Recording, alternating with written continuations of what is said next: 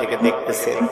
বকরি কান্না করে আর বলে, ও গো নবীজি, এতদিন আমি অসুস্থ ছিলাম, আমার মালিক আমাকে খাবার দেয় না, মরুভূমিতে নিয়ে যায় না, আদর করে না, অসুস্থ হওয়ার কারণে আমি বাচ্চা দিতে পারি না, দুধ দিতে পারি না। আজকে আপনাকে দেখার পরে আল্লাহ আমাকে সুস্থ করে দিছে, আপনার বরকতে আল্লাহ আমাকে সুস্থ করে দিছে। আল্লাহু আকবার। এবার বকরি বলতেছেন, ওগো নবী, আপনি আমাকে দোয়া করে দেন আমি যাতে চিরজীবন সুস্থ থাকি। আল্লাহ নবী বকরিকে দোয়া করে দিলেন। নবীজি বকরিকে ডাক দিয়ে বলে, শোনো, আমি তোমার থেকে একটু দুধ দহন করব, দুধ দোয়াবো, তুমি কি অনুমতি দিবে কিনা? এই কথা বলার সাথে সাথে বকরি তার দুইটা পা দুই দিকে দিয়ে স্তনটা বের করে দিছে।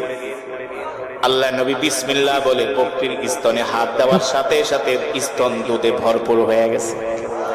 জোরে বলেন সুবহানাল্লাহ।